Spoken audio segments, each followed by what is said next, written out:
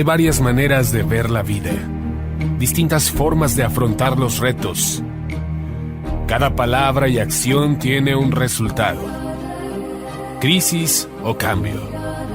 Imposibilidad u oportunidad.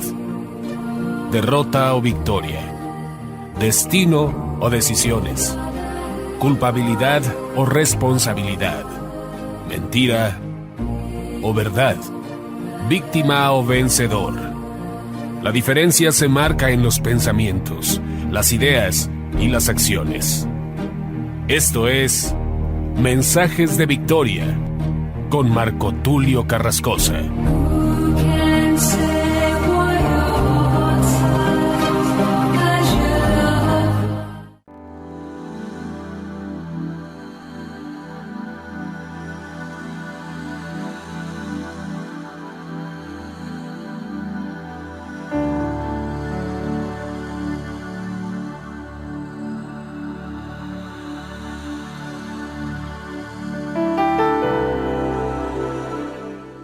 Bendiciones a todos, es una gran alegría poderles saludar nuevamente a través de la radio y a través de internet.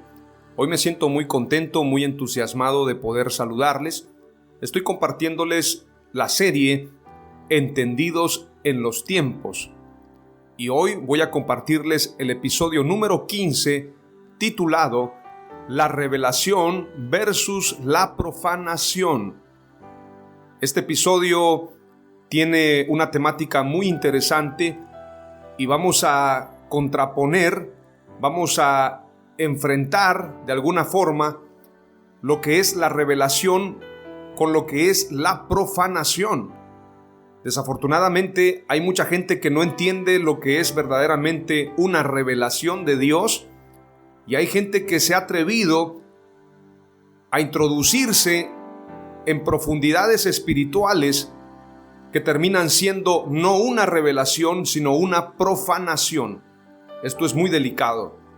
Y en tiempos difíciles, en tiempos oscuros, en tiempos de hecatombe, como los que suceden actualmente, se da esta polarización, la revelación y la profanación. Vamos a estudiar los significados de estas palabras. Voy a compartirles 4 palabras claves y vamos a profundizar en base a las Escrituras el peligro de la profanación y la importancia de la revelación. Antes de compartirles este mensaje, vamos a orar al Espíritu Santo para que traiga revelación, para que traiga de su unción, para que traiga de su presencia a nosotros y que su presencia sea en nosotros y sobre nosotros. Oramos al Señor. Padre amado, te doy gracias en el nombre de Jesús por tu palabra. Gracias por tu presencia. Gracias por tu unción. Gracias por todo lo bueno que tú nos das. Gracias por la sabiduría, la inteligencia, la revelación, el conocimiento que viene de ti. Hoy nos posicionamos en una expectativa de recibir todo lo bueno que tú nos das. Renunciamos, por lo tanto, a toda obra de la carne, todo lo que nos separa de ti, todo lo que nos separa de tener un enfoque espiritual y tener una vida dedicada a ti. Todo lo que tú nos das es bueno, es agradable y es perfecto. Pero todo lo que es en contra tuya o todo lo que no viene de ti, su final es muerte. Renunciamos, por lo tanto, a toda sabiduría diabólica, a todo conocimiento del mal, a toda profundidad demoníaca, a todo lo que nos separa del conocimiento de la verdad. También renunciamos a toda obra de la carne, a todo pensamiento contrario a ti, Señor Jesús. Te pido que bendigas a los oyentes, bendice a este gran auditorio de miles y millones de personas que escuchan estos mensajes de victoria, que son impulsados y que son basados en tu palabra. Te pido que me des sabiduría, me des revelación, me des fuerzas como las del búfalo en base a tu unción, para que estos mensajes provoquen un impacto espiritual, no solamente en los oyentes, sino a nivel global. Que estos mensajes, como lo hemos soñado, Señor, en algún momento puedan traducirse a diferentes idiomas, a diferentes lenguas. También te pido, Señor, que estas palabras que confesamos y estas palabras que predicamos produzcan un impacto en el reino espiritual. Que estas palabras, como semillas, puedan sembrarse en buena tierra y puedan traer fruto. Te ruego, amado Dios, que bendigas a los líderes y dueños de radios y medios de comunicación. Bendícelos en gran manera, prospérales conforme a tu gracia, amor y misericordia. Permítenos llegar a más gentes, permítenos llegar a más países, ensancha nuestro territorio y que todo esto que hacemos, Señor, sea para gloria y honra de tu nombre. No a nosotros, sino a ti sea la gloria, la honra y el reconocimiento por los siglos de los siglos. Te damos alabanza, te damos gracias, te damos toda nuestra gratitud para ti, Señor. Todo nuestro enfoque, todas nuestras fuerzas y todo nuestro amor es para ti, Señor. En el nombre de Jesús, amén. Este episodio número 15, titulado La revelación contra la profanación, o bien, la revelación versus la profanación, tiene el enfoque de decirnos lo que es verdaderamente revelación y lo que no lo es, lo que en realidad es una profanación. Voy a compartirte el significado de la palabra revelación. La palabra revelación viene del latín revelatio y significa acción y efecto de descubrir. Sus componentes léxicos son el prefijo re, hacia atrás, velum, velo, más el sufijo sion, acción y efecto, es decir, es la acción de echar hacia atrás un velo, quitar un velo. Prácticamente es develar o desvelar, en este caso, quitar ese velo para que la persona pueda ver. Esto es una revelación. Ahora vamos a ir a otra palabra que tiene la misma connotación, el mismo significado. Esta palabra es apocalipsis, que cuando muchos escuchan la palabra apocalipsis, piensan en caballos, piensan en los 4 jinetes del Apocalipsis, piensan en fuego. Yo estoy seguro que cada persona tiene una interpretación de la palabra apocalipsis, pero la palabra apocalipsis es una palabra que proviene del latín apocalipsis y esta a su vez del griego apocalipsis y significa revelación. Revelación, es decir, el enfoque del Apocalipsis es traernos una revelación para el último tiempo. Por esto, hoy estoy compartiéndote el mensaje, la revelación versus la profanación. Voy a tratar varios temas, varios puntos importantes para que comprendamos lo que verdaderamente es revelación. La primera palabra clave que te comparto es en base a lo que dice Jeremías 33:3. ¿Cuántos hemos escuchado este pasaje y lo sabemos de memoria? Clama a mí y yo te responderé. El pasaje dice: clama a mí y yo te responderé y te revelaré cosas grandes e inaccesibles que tú no conoces. Jeremías 33:3. La escritura nos está hablando de que la revelación de estas cosas grandes e inaccesibles pueden ser reveladas si nosotros clamamos. Cosas que no son reveladas, inaccesibles, que no conocemos, si nosotros clamamos a Dios, si clamamos a Él, Él nos responderá conforme a su propósito. Si Dios quiere revelarnos sobre un tema, nos lo va a revelar. Pero tenemos que clamar a Él. Tenemos que buscar su rostro. Clama a mí y yo te responderé, dice la Escritura. Isaías 48, verso 5 al verso 8 dice: te lo dije ya hace tiempo, antes que sucediera te lo advertí, para que no dijeras mi ídolo lo hizo, mis imágenes de escultura y de fundición mandaron estas cosas.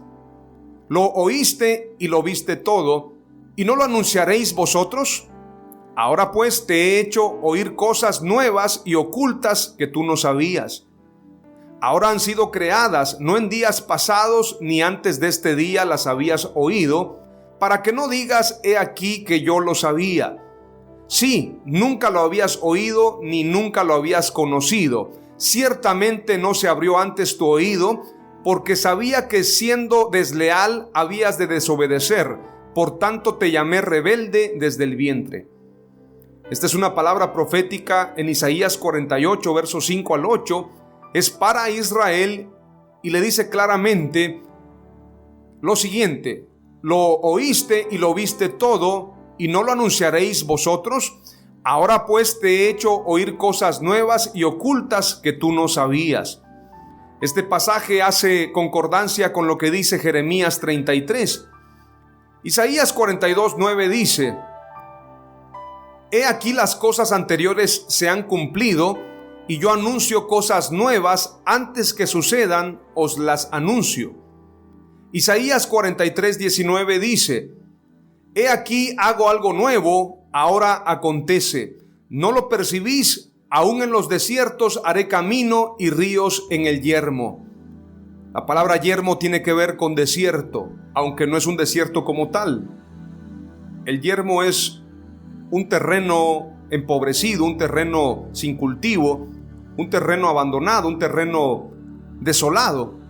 Entonces la promesa de Dios es la siguiente.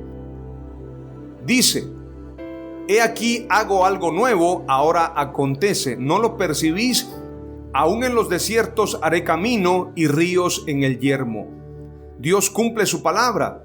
Esto está sucediendo. En lugares donde no había agua, ahora hay agua. En lugares desérticos, ahora hay caminos y ahora hay vegetación. Dios lo declara y esto se cumple. Éxodo 33:20 dice lo siguiente: Y añadió: No puedes ver mi rostro, porque nadie puede verme y vivir. Esto fue cuando Moisés tuvo su encuentro en el Sinaí con Dios. Ese diálogo que se da en el Sinaí, que también es conocido como el Monte Horeb, en el capítulo 33 de Éxodo, en el verso 14 en adelante, o bien desde el verso 13. Me agrada mucho ese encuentro, esa plática que existe entre Moisés y Dios. Verso 13 dice: Ahora pues, si he hallado gracia en tus ojos, te ruego que me muestres ahora tu camino, para que te conozca y halle gracia en tus ojos, y mira que esta gente es pueblo tuyo. Y él dijo: Mi presencia irá contigo y te haré descansar. Esto es una promesa. Y Moisés respondió: Si tu presencia no ha de ir conmigo, no nos saques de aquí. Esto es tener un enfoque espiritual. ¿Y en qué se conocerá aquí que he hallado gracia en tus ojos, yo y tu pueblo, sino en que tú andes con nosotros y que yo y tu pueblo seamos apartados de todos los pueblos que están sobre la faz de la tierra? Y Jehová dijo a Moisés: También haré esto que has dicho, por cuanto has hallado gracia en mis ojos y te he conocido por tu nombre. Él entonces dijo: Te ruego que me muestres tu gloria. Mire ese diálogo tan especial. Moisés no está exigiendo, él está pidiendo humildemente. No exige, él pide con humildad. Y dice el pasaje, dice la respuesta.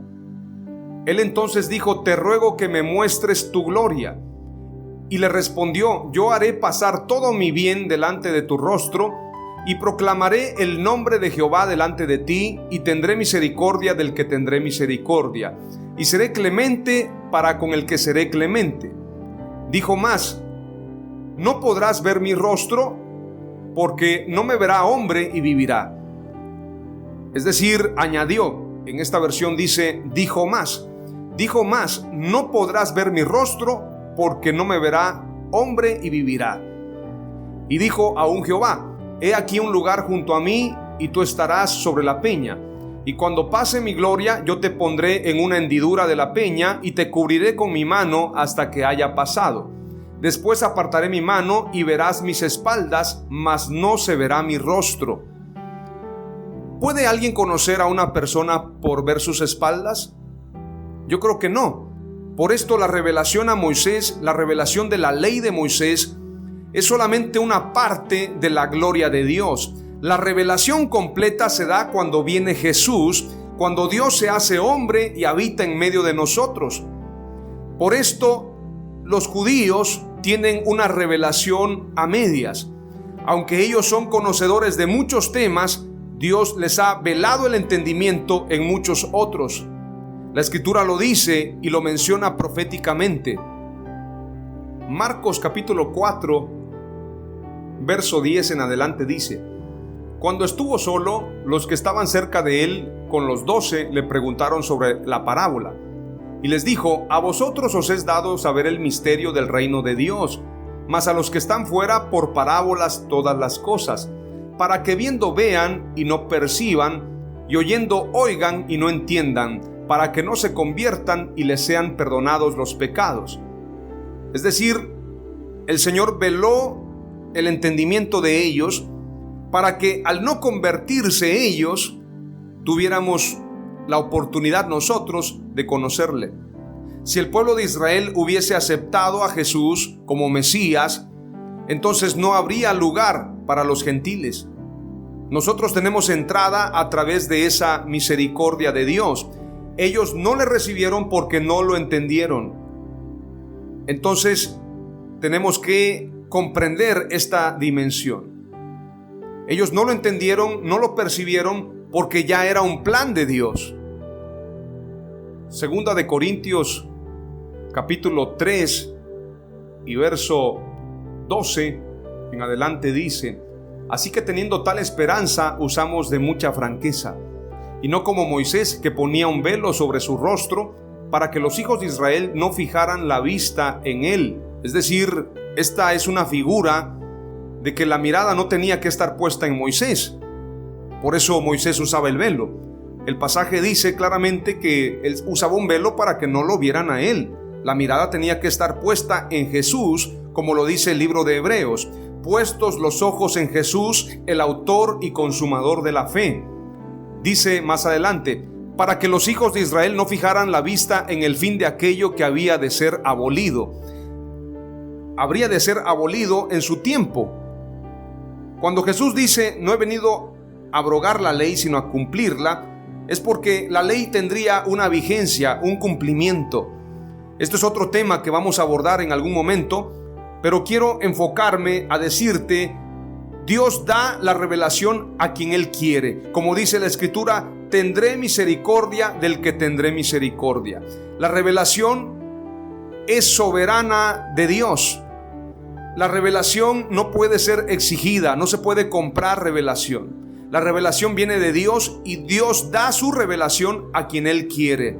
Mira lo que dice la Escritura más adelante: pero el entendimiento de ellos se embotó, porque hasta el día de hoy, cuando leen el antiguo pacto, les queda el mismo velo no descubierto, el cual por Cristo es quitado. Y aún hasta el día de hoy, cuando se lee a Moisés, el velo está puesto sobre el corazón de ellos.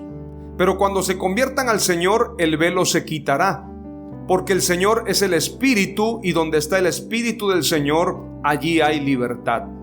Por tanto, nosotros todos, mirando a cara descubierta, como en un espejo, la gloria del Señor, somos transformados de gloria en gloria en la misma imagen como por el Espíritu del Señor. ¡Aleluya! Por esto Jesús tuvo un tiempo de regocijo, y lo declara Mateo 11:25. En aquel tiempo, hablando Jesús, dijo: te alabo, Padre, Señor del cielo y de la tierra, porque ocultaste estas cosas a sabios e inteligentes y las revelaste a los niños. En otra versión dice: en aquel tiempo Jesús dijo: te alabo, Padre, Señor del cielo y de la tierra, porque habiendo escondido estas cosas de los sabios e instruidos, se las has revelado a los que son como niños. ¡Aleluya! Esta revelación es para aquellos que se hacen como niños. Si nosotros nos acercamos a Dios confiadamente, si somos como niños, entonces la revelación vendrá. Dios nos revelará grandes cosas, porque Él ha prometido en su palabra: clama a mí y yo te responderé, y te enseñaré cosas grandes y ocultas que tú no conoces. ¡Aleluya! Por esto la revelación para nosotros es completa. Aunque el pueblo de Israel todavía conserva un velo, nosotros tenemos una revelación más completa porque nuestra mirada no está puesta en Moisés, no está puesta en Abraham, no está puesta en David, sino que nuestra mirada está puesta en Jesús, el autor y consumador de la fe. Juan capítulo 1 y verso 18 dice: nadie ha visto jamás a Dios, el unigénito Dios que está en el seno del Padre, Él le ha dado a conocer. Está hablando de Jesús. Isaías 45:3 dice: y te daré los tesoros escondidos y los secretos muy guardados, para que sepas que yo soy Jehová, el Dios de Israel, que te pongo nombre. Así que la revelación viene de Dios. La primera palabra clave que te comparto, atesórala en tu corazón, es la siguiente: la revelación viene de Dios. La revelación no puede venir de nadie más que de Dios. La revelación viene de Dios. ¡Aleluya! No busques revelación en los hombres. No busques revelación en la denominación. No busques revelación en libros ocultos. No busques revelación a través de espíritus. La revelación viene de Dios. Si tú quieres una revelación completa, una revelación clara, una revelación de lo alto, tienes que ser como un niño y buscar con hambre la palabra de Dios. Buscar como niños la leche espiritual y el alimento sólido. Así como un niño busca a su madre para ser alimentado, así tú y yo tenemos que buscar la esencia y el alimento de Dios, su revelación. La primera palabra clave es: la revelación viene de Dios. ¡Aleluya! ¡Amén!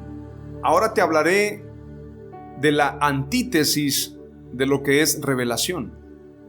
Y es una palabra muy conocida y que solamente al escucharla sentimos abominación, sentimos un rechazo. Y es la palabra profanación. Tenemos que entender que la profanación en cuanto a la revelación es apostasía abominable. Lo que Dios no nos reveló, el investigarlo o descubrirlo, es profanación. Vamos a leer el significado de profanación. Profanación: tratamiento ultrajante o irrespetuoso que se hace de algo que se considera sagrado o digno de respeto. Profanación de tumbas, por ejemplo.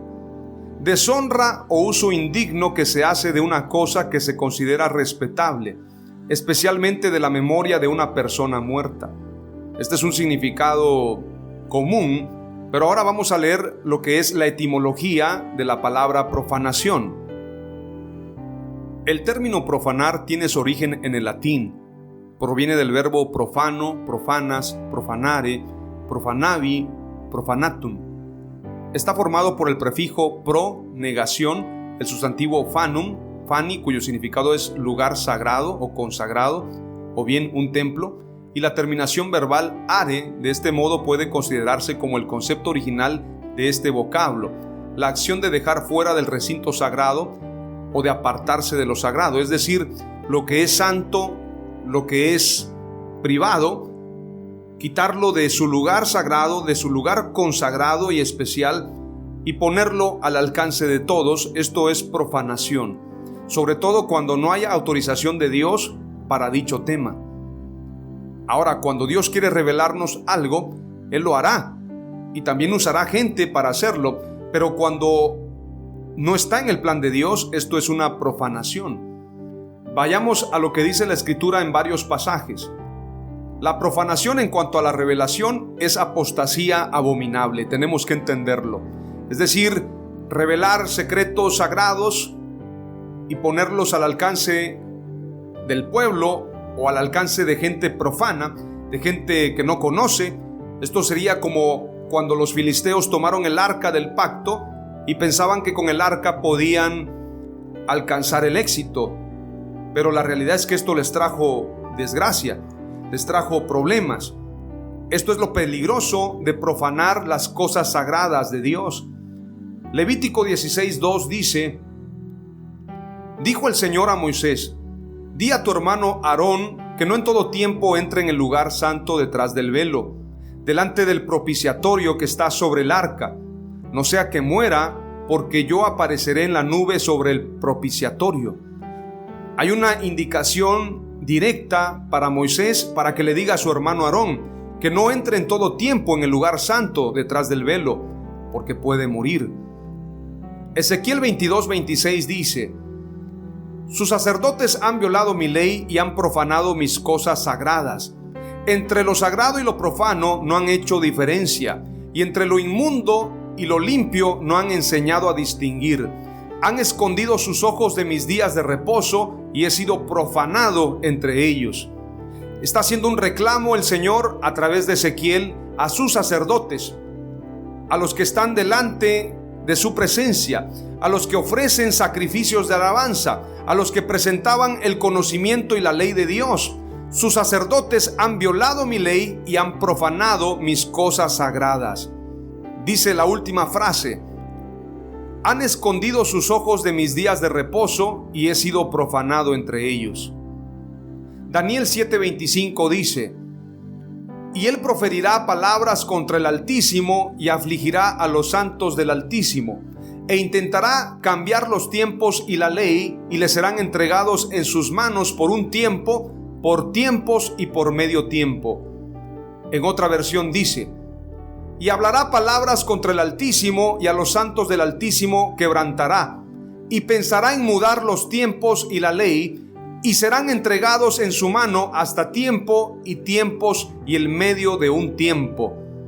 Y en otra versión dice: insultará al Dios Altísimo e irá acabando con su pueblo. Tratará de cambiar la ley de Dios y las fiestas religiosas, y el pueblo de Dios estará bajo su poder durante 3 años y medio. Este es el reino del anticristo. Esto lo profetiza Daniel en el capítulo 7. Y nos habla que el enemigo, en este caso el anticristo, el hijo de perdición, el hombre de pecado, que engañará aún a los escogidos si fuere necesario, o bien si se le fuese permitido, engañará de ser posible a los escogidos. La escritura señala claramente que este personaje insultará a Dios, tratará de cambiar los tiempos y la ley, profanará las cosas santas. Y la escritura dice: y el pueblo de Dios estará bajo su poder durante 3 años y medio. Ese tiempo es el tiempo que durará la gran tribulación. Entonces tenemos que estar entendidos sobre lo que está pasando y entender que la profanación proviene de Satanás. El sacar lo santo y ponerlo con lo inmundo es profanación. El usar las cosas sagradas para cosas inmundas es profanación, y la profanación es un pecado abominable. Apocalipsis 2:24 dice: pero a vosotros, a los demás que están en Tiatira, a cuantos no tienen esta doctrina, que no han conocido las cosas profundas de Satanás, como ellos las llaman, os digo, no os impongo otra carga. Habían unos cristianos en Tiatira, dice el pasaje: pero a vosotros, a los demás que están en Tiatira, a cuantos no tienen esta doctrina, que no han conocido las cosas profundas de Satanás. Es decir, que habían algunos cristianos en Tiatira que habían practicado el conocimiento de cosas profundas de Satanás, como ellos las llaman, dice el pasaje: os digo, no os impongo otra carga. Es decir, los que conocían estas profundidades estaban siendo desechados por Dios. Dios no se agrada de que la gente se meta en terrenos sagrados, en terrenos que no son permitidos adentrarse. Debe de haber un respeto. La profanación es un pecado gravísimo. Tenemos que dimensionar esto, tenemos que entenderlo y tenemos que valorarlo. La profanación es abominable, es un pecado muy espantoso. Abominación tiene que ver con algo terrible, es repulsivo, provoca un rechazo. Esto es abominación. La profanación es abominable. Así como los profanadores de tumbas hacían un trabajo abominable, de esta misma manera debe ser visto o debe ser vista la actividad y el desempeño de la profanación de cosas santas. El enseñar cosas que Dios ha declarado que son solamente para sus santos, para su pueblo. Como el arca del pacto era un instrumento, un mueble santísimo, los filisteos lo profanaron. De esta misma manera nosotros no podemos permitir que las enseñanzas de la Escritura, que la verdad, que la santidad se mezcle con lo profano, con lo inmundo. Tenemos que tener temor de Dios. Tengamos muy presente lo que dice Ezequiel 22:26. Sus sacerdotes han violado mi ley y han profanado mis cosas sagradas. Entre lo sagrado y lo profano no han hecho diferencia, y entre lo inmundo y lo limpio no han enseñado a distinguir. Han escondido sus ojos de mis días de reposo y he sido profanado entre ellos. Cuando la Escritura habla de sacerdotes, pensamos a un hombre con una túnica, con un efod, y obviamente ellos eran los sacerdotes israelitas. Pero hoy en día un sacerdote es un pastor, es un líder eclesiástico. La Escritura también dice: tal cual es el sacerdote, así será el pueblo. Por lo tanto, tenemos que hacer diferencia entre lo santo y lo profano. Tenemos que tener respeto a las cosas sagradas. Es lamentable decirlo, hay gente que hace chistes con cosas sagradas, con el hablar en lenguas, con los dones del Espíritu, con la oración. Esto es peligroso. No tiene que ver con estar amargados, sino más bien tener respeto a las cosas sagradas. Hay otros pasajes que nos hablan acerca de cuidar precisamente lo santo y no dárselo a gente que no lo valora. Mateo capítulo 7 verso 6 dice: no deis lo santo a los perros, ni echéis vuestras perlas delante de los cerdos, no sea que las pisoteen y se vuelvan y os despedacen. Jesús está hablando claramente y está diciendo: lo santo no se le debe dar a los perros. Las perlas tampoco se le deben echar a los cerdos, porque no las van a valorar, las van a pisotear y se volverán contra ustedes. Mateo 13 también nos habla profundamente sobre estos principios. Mateo 13, verso 44 en adelante nos habla de una gran enseñanza: el tesoro escondido. Además, el reino de los cielos es semejante a un tesoro escondido en un campo, el cual un hombre halla y lo esconde de nuevo, y gozoso por ello va y vende todo lo que tiene y compra aquel campo. Es decir, los tesoros se deben esconder. La perla de gran precio, verso 45. También el reino de los cielos es semejante a un mercader que busca buenas perlas, que habiendo hallado una perla preciosa, fue y vendió todo lo que tenía y la compró. Cuando Jesús relaciona la perla o las perlas para no dárselas a los cerdos, o cuando habla acerca de la perla de gran precio, ustedes saben que el proceso de una perla para este animal llamado molusco, los moluscos producen perlas y hay un proceso muy interesante.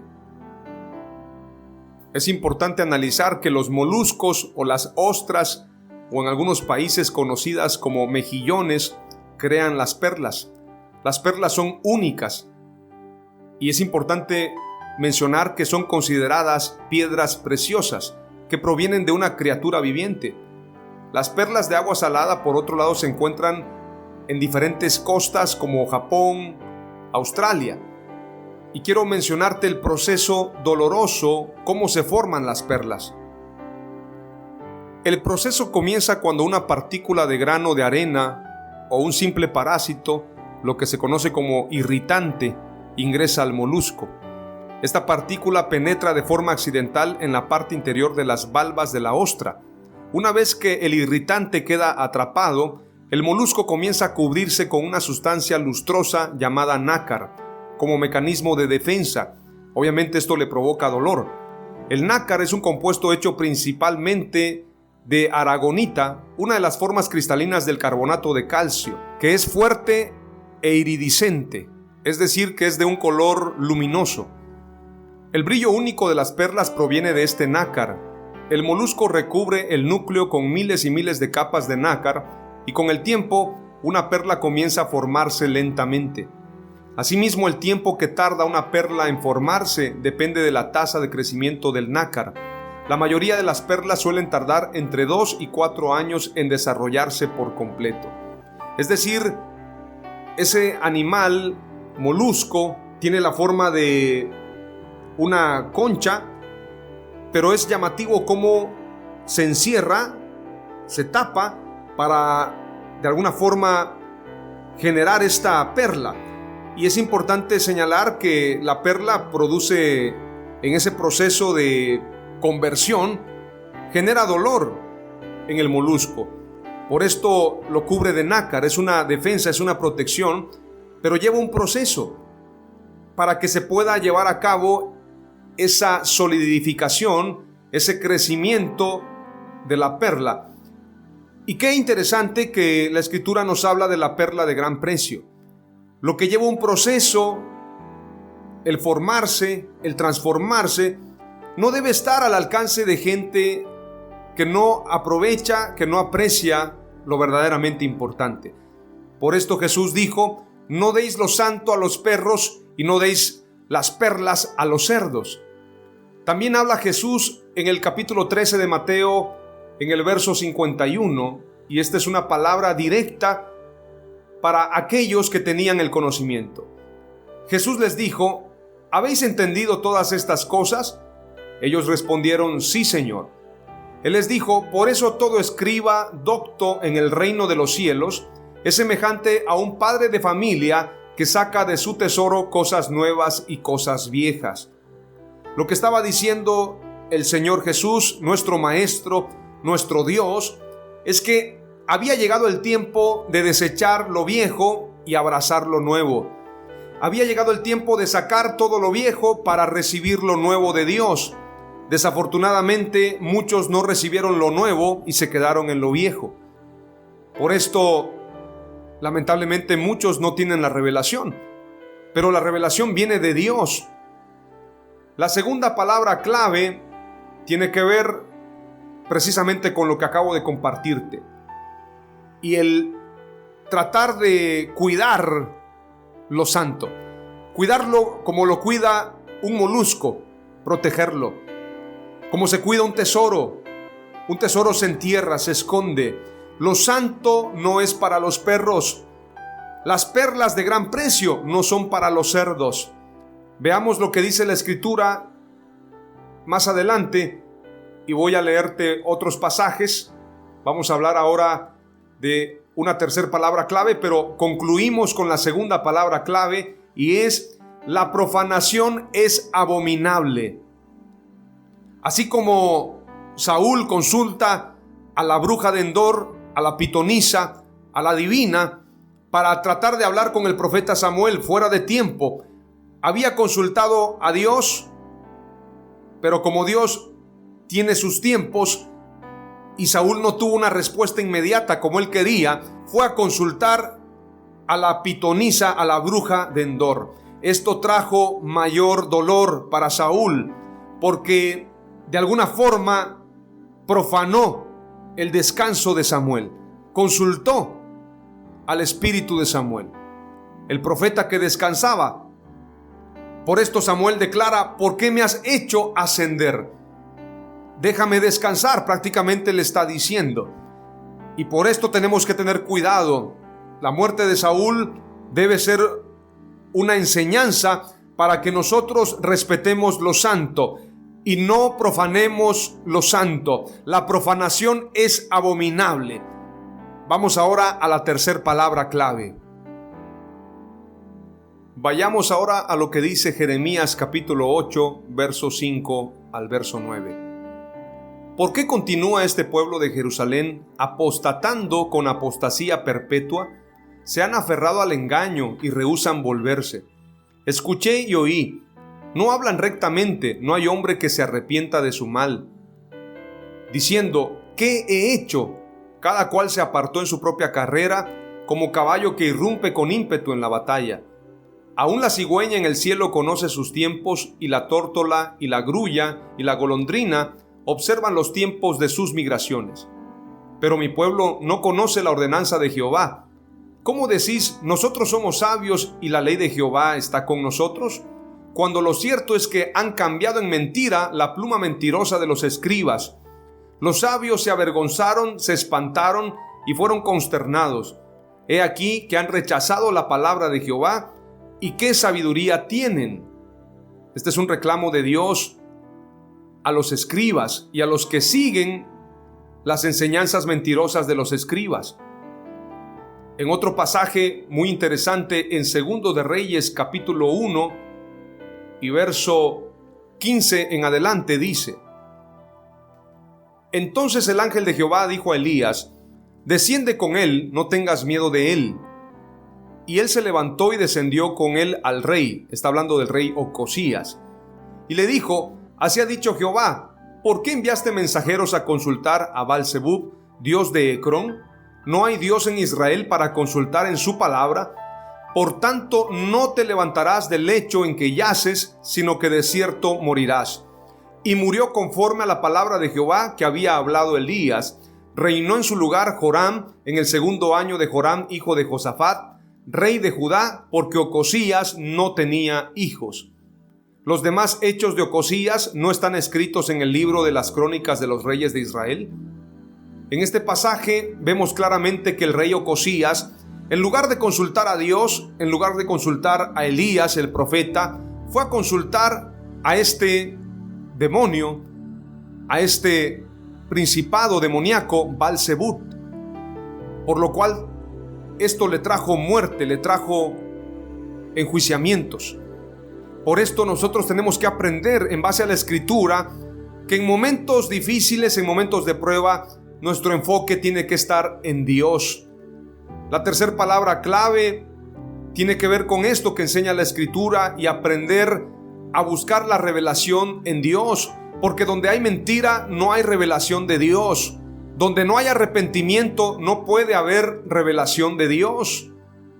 Tiene que haber arrepentimiento, tiene que haber temor de Dios. El principio de la sabiduría es el temor a Dios. Veamos lo que dice la Escritura ahora en estos siguientes pasajes. Judas capítulo 1, verso 8 al 10. No obstante, de la misma manera también estos soñadores mancillan la carne, rechazan la autoridad y blasfeman de las potestades superiores.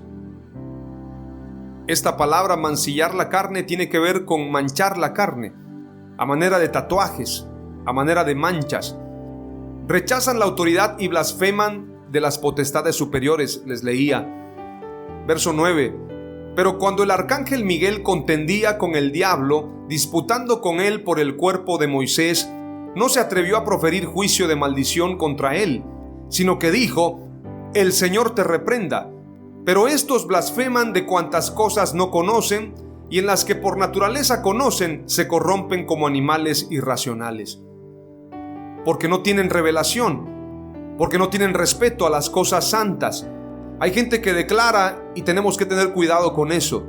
Hace muchos años, todavía se escuchan en algunas iglesias, en algunos templos, estos cantos que dicen: para machacarle la cabeza al diablo se necesita el poder de Dios.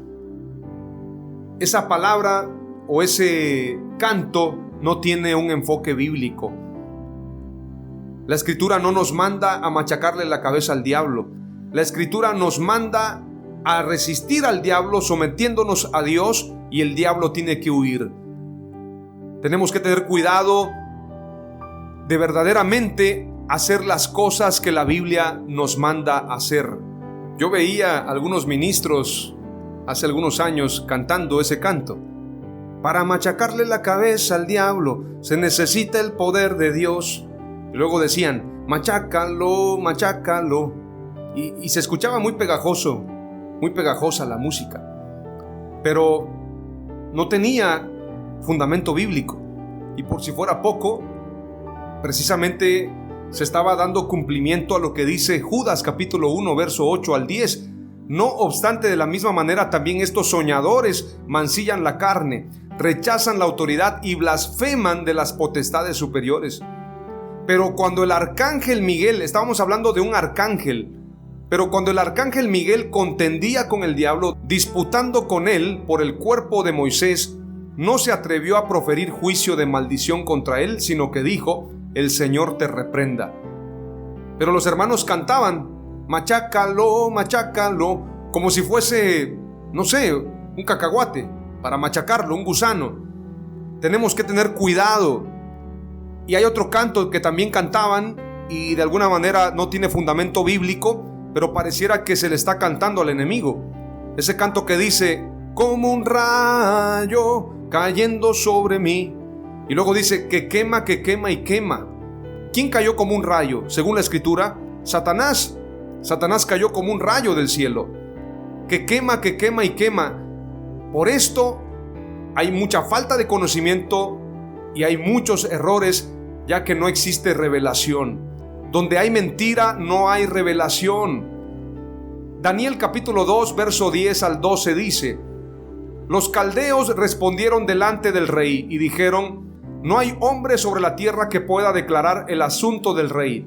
Además de esto, ningún rey, príncipe ni señor preguntó cosa semejante a ningún mago, ni astrólogo, ni caldeo. Porque el asunto que el rey demanda es difícil y no hay quien lo pueda declarar al rey, salvo los dioses cuya morada no es con la carne. Por esto el rey, con ira y con gran enojo, mandó que matasen a todos los sabios de Babilonia. La tercera palabra clave es la siguiente, y quiero que te quede en tu corazón: donde hay oscuridad no hay revelación. Donde hay pecado, donde hay inmundicia, no hay revelación de Dios. Porque la revelación lo primero que trae es santidad. El principio de la sabiduría es el temor a Dios. Donde hay oscuridad no hay revelación. La tercera palabra clave que te he compartido, y es importante señalar también que donde hay mentira, donde hay pecado, no puede haber revelación y presencia de Dios. Es importante señalar que muchos ministros hacen énfasis en la revelación de Dios, pero no es revelación de Dios. Se han metido a leer otros libros. Hay quienes hablan de los Nefilim, hablan acerca de la clonación, hablan de códigos de ADN, códigos genéticos, hablan de extraterrestres. Tienen iglesias llenas de gente que por comezón de oír, esta gente se amontona para escuchar apostasía, herejías y mentiras que se enseñan como si fuesen verdades. La escritura ya lo dice de antemano. Segunda de Pedro 3:16 dice: asimismo en todas sus cartas hablen ellas de esto, está hablando del apóstol Pablo, en las cuales hay algunas cosas difíciles de entender, que los ignorantes, o en otra versión dice, los indoctos e inestables tuercen, como también tuercen el resto de las escrituras para su propia perdición. Es decir, los indoctos, los incultos, los ignorantes tuercen las escrituras a propia conveniencia. Un indocto es una persona que carece de instrucción, que es inculto.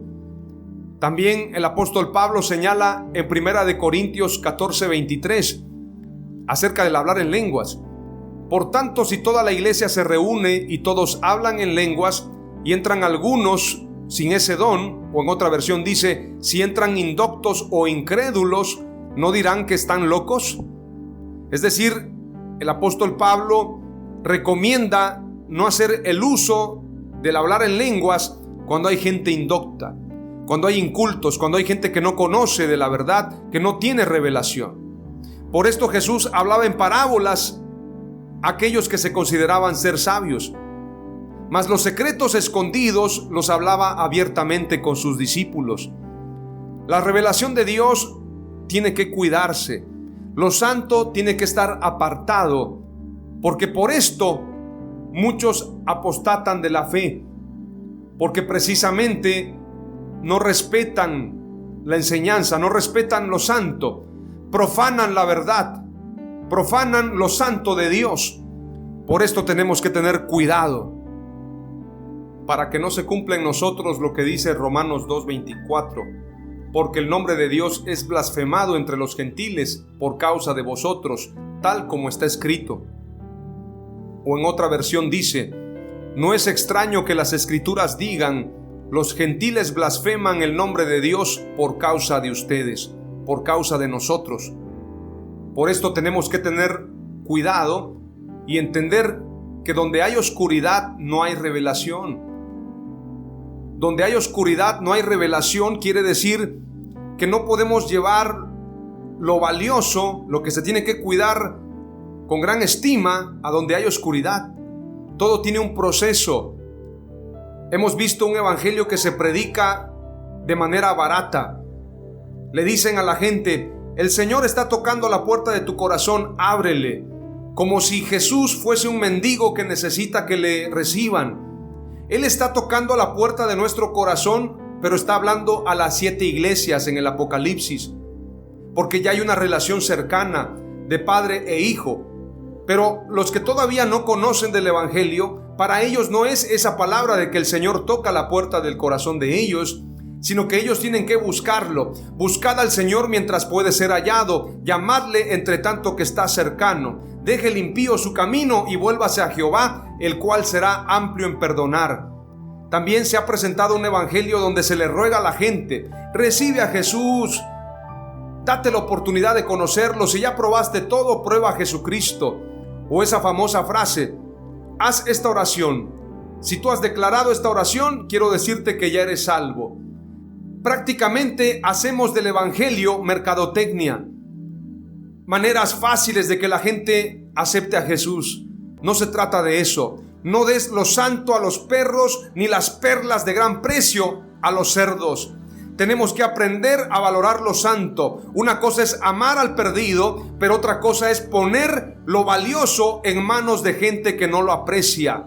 Donde hay oscuridad no hay revelación.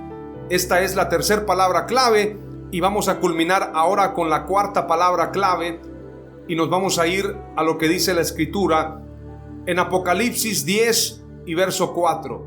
Después que los 7 truenos hablaron, iba yo a escribir, cuando oí una voz del cielo que decía: sella las cosas que los 7 truenos han dicho y no las escribas.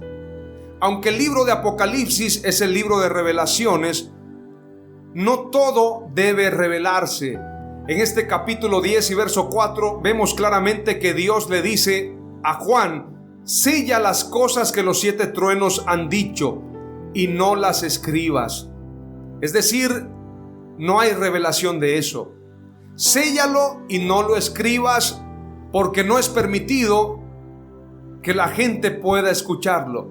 Algunos teólogos piensan que esas palabras, esos 7 truenos, tienen que ver con la fecha, la hora, el día, el tiempo en el que el Señor ha de cumplir la época, ha de cumplir las sazones, ha de cumplirse la Escritura. Algunos otros dicen que en esos 7 truenos están los 7 misterios de Dios. No sabemos. La Escritura dice claramente que le fue mandado a Juan sellar los truenos que se habían dicho y no escribirlos. Por lo tanto, tenemos que saber que hay un protocolo, que hay una manera, que hay una forma en la cual se presentan las revelaciones. La palabra protocolo quiere decir lo siguiente. Protocolo, en términos generales, es una regla que guía de qué manera debe realizarse una actividad, especialmente en el mundo de la diplomacia. Si hay protocolo entre naciones, entre diplomáticos, cuanto y más en el reino de Dios. Por esto, los protocolos proféticos son necesarios para saber cómo transmitir la revelación de Dios. Dios le dice a Juan en el libro de las revelaciones, en Apocalipsis: sella las cosas que los 7 truenos han dicho y no las escribas. Daniel capítulo 2, verso 13 en adelante dice: y se publicó el edicto de que los sabios fueran llevados a la muerte, y buscaron a Daniel y a sus compañeros para matarlos. Estoy dándole continuidad a lo que había leído hace un momento, que donde hay oscuridad no hay revelación, pero la revelación tiene un protocolo. Veamos cómo Daniel actúa en un momento de oscuridad, en un momento de muerte en Babilonia, delante del rey. Entonces Daniel habló sabia y prudentemente a Arioc, capitán de la guardia del rey, que había salido para matar a los sabios de Babilonia. Habló y dijo a Arioc, capitán del rey: ¿cuál es la causa de que este edicto se publique de parte del rey tan apresuradamente? Entonces Arioc hizo saber a Daniel lo que había. Daniel fue a ver al rey y le pidió tiempo para poder interpretarle su sueño. Después volvió a su casa y les contó a sus amigos Ananías, Misael y Azarías, quienes son llamados también Sadrach, Mesach y Abednego, cómo se presentaba la situación.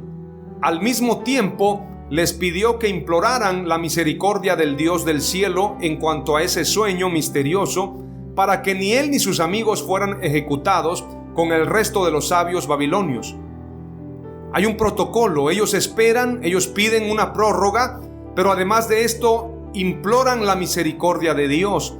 Usted ha visto esos predicadores que dicen: tenemos la revelación. Aquí en esta iglesia sí hay revelación, de una manera ostentosa, de una manera abusiva, de una manera prepotente. Eso no es revelación de Dios. Estoy seguro, porque la revelación de Dios se muestra en humildad. Si el profeta Daniel mostró humildad, cuanto y más nosotros. ¡Aleluya! Dice la Escritura: al mismo tiempo les pidió que imploraran la misericordia del Dios del cielo en cuanto a ese sueño misterioso, para que ni él ni sus amigos fueran ejecutados con el resto de los sabios babilonios. Es decir, la misma paga que había para los sabios babilonios, habría para los hijos de Dios. Durante la noche Daniel recibió en una visión la respuesta al misterio. Entonces alabó al Dios del cielo. La alabanza no es para nosotros, la alabanza es para Dios. Y dijo: alabado sea por siempre el nombre de Dios. Suyos son la sabiduría y el poder. Él cambia los tiempos y las épocas. Pone y depone reyes, pone y quita reyes. A los sabios da sabiduría y a los inteligentes discernimiento. Él revela lo profundo y lo escondido, y sabe lo que se oculta en las sombras. En él habita la luz. A ti, Dios de mis padres, te alabo y te doy gracias. Me has dado sabiduría y poder. Me has dado a conocer lo que te pedimos. Me has dado a conocer el sueño del rey Nabucodonosor. ¡Aleluya! Hay un protocolo. La cuarta palabra clave es: la revelación tiene un protocolo. La palabra profética tiene un protocolo. ¡Aleluya! He compartido las 4 palabras clave en este mensaje, en este episodio número 15, titulado La revelación contra la profanación. La primera palabra clave fue: la revelación viene de Dios. La segunda: la profanación es abominable. La tercera: donde hay oscuridad no hay revelación. Y la cuarta: la revelación tiene un protocolo. Damos gracias a Dios. Padre amado, te doy gracias en el nombre de Jesús por este hermoso mensaje. Te pido, amado Dios, que nos des sabiduría y entendimiento para que este mensaje pueda ser recibido de manera humilde. De la misma forma que lo hemos compartido con humildad, con temor y temblor de tu palabra, te pido que también lo reciban toda esta audiencia. Que aprendamos que la revelación viene de ti, que la profanación es abominable, que donde hay oscuridad no hay revelación, y que la revelación tiene un protocolo. Te damos gracias en el nombre de Jesús. Amén. Aleluya.